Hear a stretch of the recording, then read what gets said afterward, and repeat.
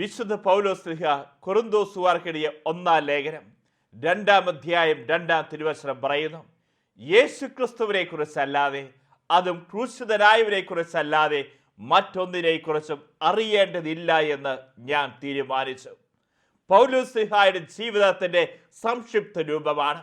പൗലോസ്ലീഹ മരിച്ചു കഴിഞ്ഞപ്പോൾ ആ ഖബറിടത്തിൽ എഴുതി വെച്ചിരുന്ന വാചകമാണ്, യേശുക്രിസ്തുവിനെ കുറിച്ചല്ലാതെ, അതും ക്രൂശിതനായവരെ കുറിച്ചല്ലാതെ മറ്റൊന്നിനെ കുറിച്ചും അറിയേണ്ടതില്ല എന്ന് ഞാൻ തീരുമാനിച്ചു. യേശുക്രിസ്തുവിനെ അറിഞ്ഞാൽ മാത്രമാണ് യേശുക്രിസ്തുവുമായി ഐക്യപ്പെടുവാൻ നമുക്ക് സാധിക്കുകയുള്ളൂ. നമ്മൾ ഓരോരുത്തരും യേശുക്രിസ്തുവുമായി ഐക്യപ്പെടുവാൻ ആഗ്രഹിക്കുന്നുണ്ട്. ഐക്യപ്പെടണമെങ്കിൽ ഏറ്റവും ആദ്യം യേശുക്രിസ്തുവിനെ അറിയണം എന്നുള്ളതാണ്. പൗലോസ്ലീഹയുടെ ജീവിതം കാണാൻ സാധിക്കും. ഫിലിപ്പിയർക്കെഴുതിയ ലേഖനം 3-ാം അധ്യായം 5 മുതലുള്ള തിരുവചനങ്ങൾ. അവിടെ വചനം പറയുകയാണ്, 8-ാം ദിവസം പരിച്ഛേദനം ചെയ്യപ്പെട്ടവരാണ്. ഇസ്രായേൽ വംശത്തിലും ബെഞ്ചമിൻ ഗോത്രത്തിലും പിറന്നവൻ, നിയമപ്രകാരം ഫരിസേയൻ, തീഷ്ണത കൊണ്ട് സഭയെ പീഡിപ്പിച്ചവൻ, നീതിയുടെ കാര്യത്തിൽ നിയമത്തിന് മുമ്പിൽ കുറ്റമറ്റവൻ. എന്നാൽ ഇവയെല്ലാം ക്രിസ്തുവിനെ പ്രതി നഷ്ടമായി പരിഗണിക്കുന്നു.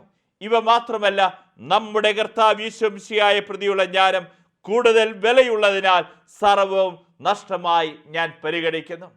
പൗലോസ്ലീഹായ്ക്ക് പറയാറുണ്ട് തൻ്റെ ജീവിതത്തിന്റെ അഭിമാന മുഹൂർത്തങ്ങൾ. അവൻ ആരാ? അവൻ 8-ാം ദിവസം പരിച്ഛേദനം ചെയ്യപ്പെട്ടവരാ. ഈ പൗലോസ്ലീഹ ആരാ? ബെഞ്ചമിൻ ഗോത്രത്തിൽ ജനിച്ചവരാ, ഇസ്രായേൽ വംശത്തിൽ ജനിച്ചവരാ. നിയമത്തിന് മുമ്പിൽ അവനെ കുറിച്ച് പറയാൻ സാധിക്കും, നീതിയുടെ കാര്യത്തിൽ ഒരു വ്യക്തിക്ക് പോലും നിയമത്തിന് മുമ്പിൽ അവനെ കൊണ്ടുപോയി നിർത്തി കുറ്റം ആരോപിക്കാൻ സാധിക്കുകയില്ല. തീഷ്ണത കൊണ്ട് സഭയെ പീഡിപ്പിച്ചവരാണ്. എന്നാൽ പൗലോസ്ലീഹ പറയുകയാണ്, എന്തൊക്കെ സർട്ടിഫിക്കറ്റുകൾ എനിക്കുണ്ടെങ്കിലും യേശു ക്രിസ്തുവിനെ പ്രതിയുള്ള ജ്ഞാനം കൂടുതൽ ശ്രേഷ്ഠമുള്ളതിനാൽ എൻ്റെ ജീവിതത്തിന്റെ എല്ലാ സർട്ടിഫിക്കറ്റുകളും, ഞാൻ വലുതായി കാണുന്ന എല്ലാം ഞാൻ ഉച്ഛിഷ്ടമായി കരുതുന്ന ഒറ്റ കാര്യത്തിന് വേണ്ടി, യേശു ക്രിസ്തുവിനെ നേടുന്നതിനും അവനോടുകൂടെ ഒന്നായി തീരുന്നതിനും വേണ്ടി.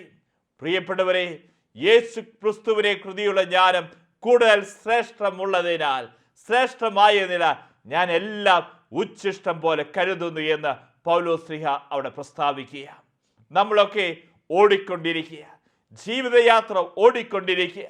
ഒരു ദിവസം ഒരു പുഷ്പകിരീടം നമ്മുടെ ശിരസിൽ വെച്ചുകൊണ്ട് വൈദികൻ പ്രാർത്ഥിക്കുന്ന പ്രാർത്ഥനയുണ്ട്, ഞാൻ നല്ലവണ്ണം യുദ്ധം ചെയ്തു, എൻ്റെ ഓട്ടം പൂർത്തിയാക്കി, എൻ്റെ വിശ്വാസം ഞാൻ കാത്തു, അതിനാൽ നീതിയുള്ള ന്യായാധിപനായ കർത്താവ് നീതിയുടെ കിരീടം എന്നെ അണിയിക്കുമാറാകട്ടെ.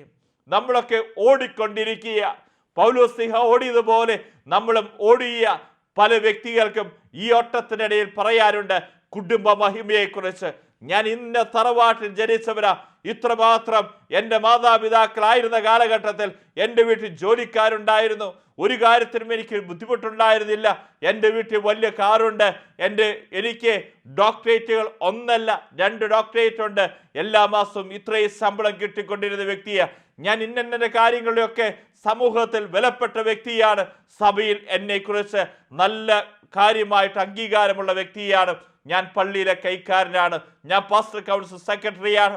എന്നാൽ പ്രിയപ്പെട്ടവരെ, ഈ പൗലോസ്ലീഹ പറഞ്ഞു തരിക, എനിക്ക് ലാഭമായിരുന്നു ഇവയെല്ലാം ഞാൻ നഷ്ടമായി പരിഗണിക്കുന്നു, ഉച്ഛിഷ്ടം പോലെ കരുതുന്നു. ഒറ്റ കാര്യത്തിന് വേണ്ടി, യേശു ക്രിസ്തുവിനെ കുറിച്ചുള്ള ജ്ഞാനം കൂടുതൽ ശ്രേഷ്ഠമാകിയാൽ ഞാൻ എല്ലാം വേണ്ടെന്ന് വെച്ചു. കണ്ടോ പ്രിയപ്പെട്ടവരെ, ഇതാണ് പൗലോസ്ലീഹയുടെ ജീവിതത്തിന്റെ മഹത്വം നാം കാണുന്നത്. ഏറ്റവും വലിയ അറിവ് യേശു ക്രിസ്തുവാ. ഈശഭക്തി, പരജ്ഞാനം, ഏറ്റവും വലിയ അറിവ് യേശു ക്രിസ്തുവിനെ കുറിച്ചാണ് എന്ന് പൗലോസ്ലീഹ പറഞ്ഞു തരിക. അതുകൊണ്ട് തന്നെ പ്രിയപ്പെട്ടവരെ, നമ്മളൊക്കെ യേശു ക്രിസ്തുവിനെ അറിഞ്ഞുവെങ്കിൽ മാത്രമേ യേശു ക്രിസ്തുവുമായി ഐക്യപ്പെടുവാൻ നമുക്ക് സാധിക്കുകയുള്ളൂ.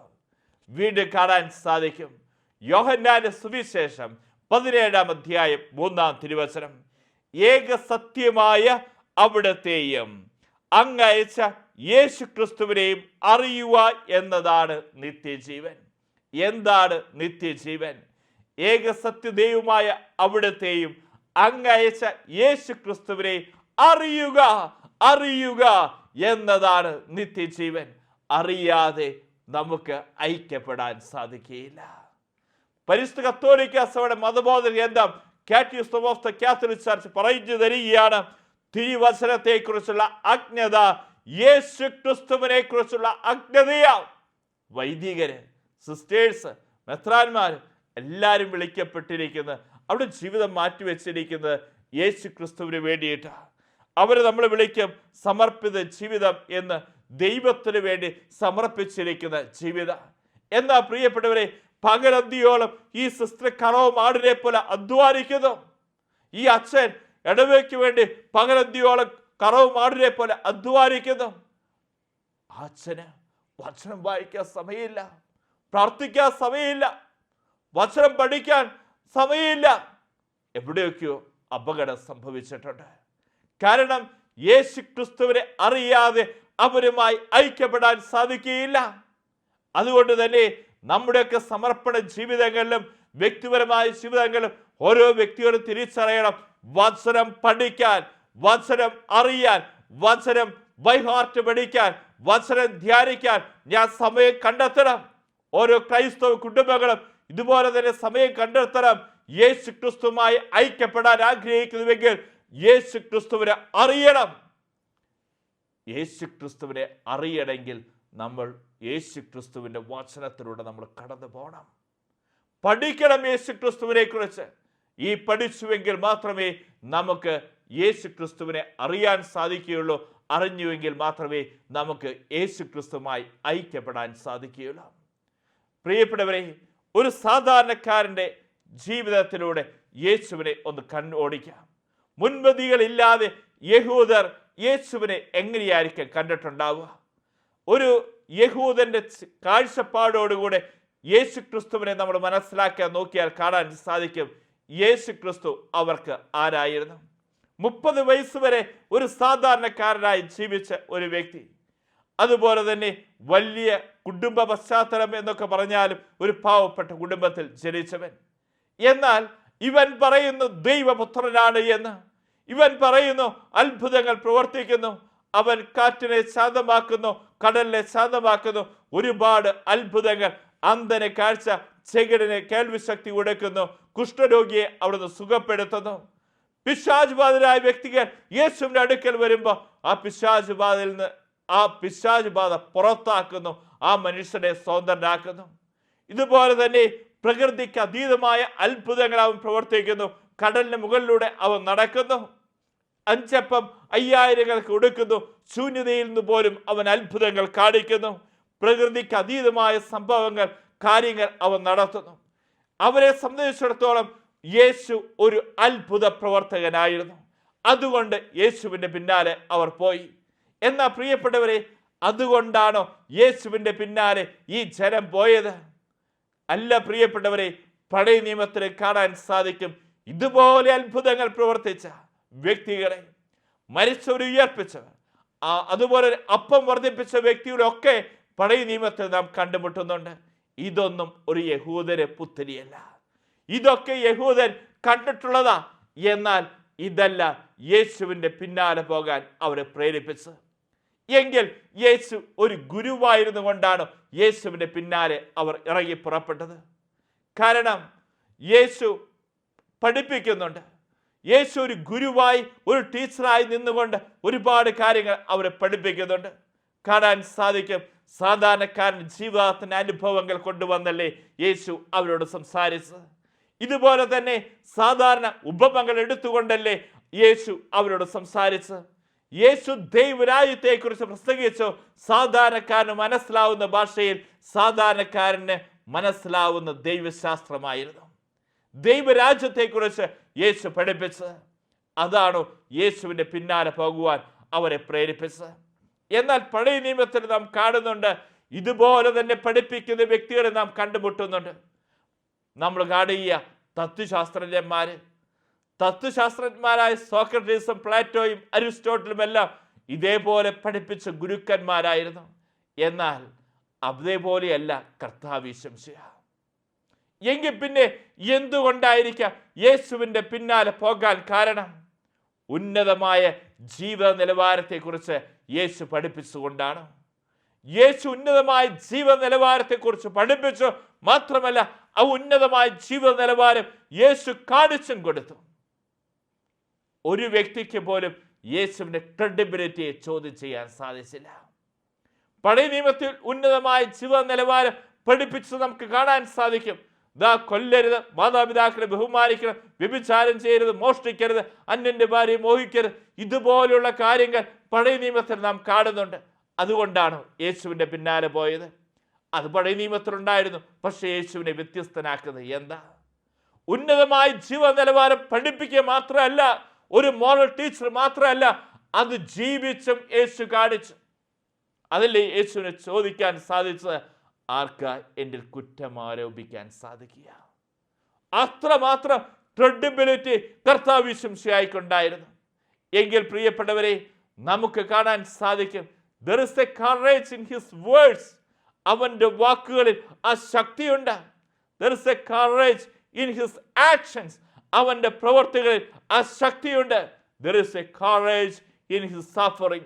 അവന്റെ സഹനങ്ങളിലും ആ ശക്തിയുണ്ട്. ഇവിടെയൊന്നും കർത്താവ് യേശുവിനെ ആർക്കും തന്നെ ചോദ്യം ചെയ്യാൻ സാധിക്കുകയില്ല. പിന്നെ എന്തുകൊണ്ടായിരിക്കാം ഈ ജനം യേശുവിന്റെ പിന്നാലെ പോകാൻ കാരണം? ലോകമതങ്ങൾക്ക് യേശു വളരെ സ്വീകാര്യനായ മനുഷ്യനായിരുന്നു. നോക്കിക്കഴിഞ്ഞാൽ കാണാൻ സാധിക്കും, ലോകത്തിലെ അനേകം മക്കൾ കർത്താവ് യേശുവിനെ ഇഷ്ടപ്പെടുന്നുണ്ട്. മുസ്ലിം മതത്തിന് കർത്താവ് യേശുവിനെ ശത്രുവൊന്നുമല്ല. കാരണം അവർക്ക് പ്രവാചകന്മാരുണ്ട്, വലിയ പ്രവാചകന്മാരുണ്ട്. വലിയ പ്രവാചകന്മാരിൽ 2ാം സ്ഥാനമാണ് കർത്താവ് യേശുവിനെ കൊടുത്തിരിക്കുന്നത്. ബുദ്ധിസം അവർ കർത്താവ് യേശുവിനെ ഒരു റബ്ബിയായി, ഗുരുവായി കണ്ടത്. അതുപോലെ തന്നെ യഹൂദർക്ക് കർത്താവ് യേശുവിനെ ഒരു ഗുരുവായിരുന്നു, ശത്രുവൊന്നുമല്ല, റബ്ബിയായിട്ടാണ്, ഒരു ടീച്ചറായിട്ടാണ് അവർ കണ്ടത്. എങ്കിൽ പ്രിയപ്പെട്ടവരെ, എവിടെയാണ് കർത്താവ് യേശുവിനെ വ്യത്യസ്തനാവുന്നത്? യേശു പറയുന്നുണ്ട്, ഞാൻ വഴിയും സത്യവും ജീവനും ഞാനാണ്, എന്നിലൂടെയല്ലാതെ. കണ്ടോ പ്രിയപ്പെട്ടവരെ, ഞാനാണ് വഴി, ഞാനാണ് സത്യം, ഞാനാണ് ജീവൻ. ഇത് യേശു ആ ജനത്തോട് പറയുകയാണ്. ഞാനല്ലാതെ മറ്റൊരു വഴിയില്ല. അതല്ലേ വചനം കാണുന്നേ? അപ്പോസ്തല പ്രവർത്തനം 4-ാം അധ്യായം 12-ാം തിരുവചനം, ആകാശത്തിന് കീഴിൽ മനുഷ്യന്റെ രക്ഷയ്ക്കായി ഒറ്റ നാമം മാത്രമേയുള്ളൂ, അത് കർത്താവ് യേശു. ഇതല്ലാതെ മറ്റൊരു നാമവും ഇല്ല എന്ന് യേശു പറയുമ്പോൾ തിരിച്ചറിഞ്ഞോ? മറ്റുള്ളവർക്കൊക്കെ യേശു ശത്രുവാവുന്ന എപ്പോഴാ? യേശു ഏകരക്ഷകൻ എന്ന് പറയുമ്പോഴാ. I am the way, I am the only way, അത് കർത്താവ് യേശുവാണ്. യേശു ഏകരക്ഷകനാ. I am the only truth, യേശു ഏക സത്യ, യേശു ഏകരക്ഷകനാ. I am the only life, യേശു മാത്രമേ നമുക്ക് ജീവനുള്ളൂ. ഇത് പറയാനാ ഓരോ ക്രൈസ്തവരെയും ഈ ക്രൈസ്തവ ജീവിതത്തിലേക്ക് യേശു വിളിച്ചത്.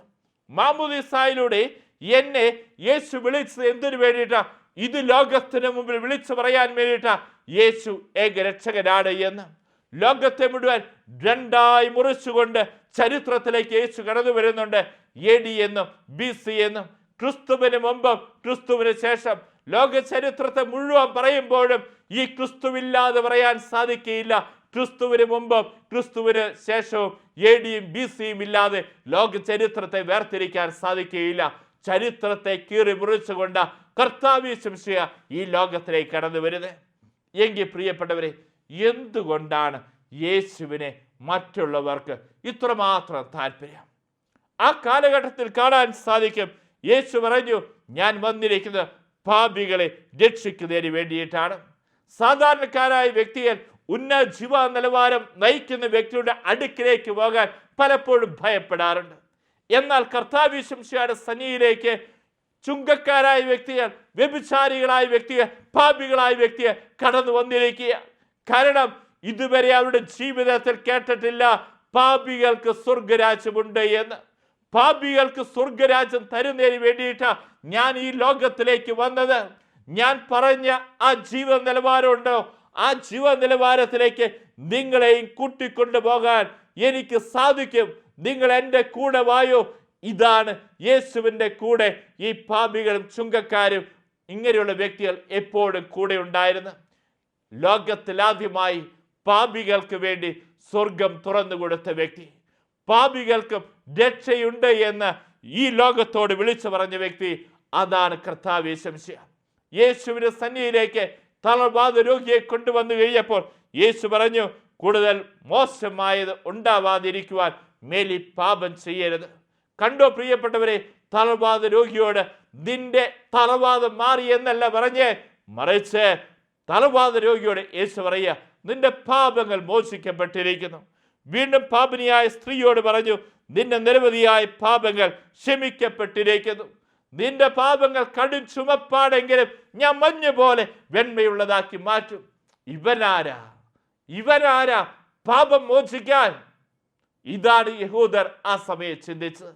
ദൈവത്തിന് മാത്രമല്ലേ പാപം മോചിക്കാൻ അധികാരമുള്ളൂ, പിന്നെ ആരാ ഇവൻ പാപം മോചിക്കുവാൻ?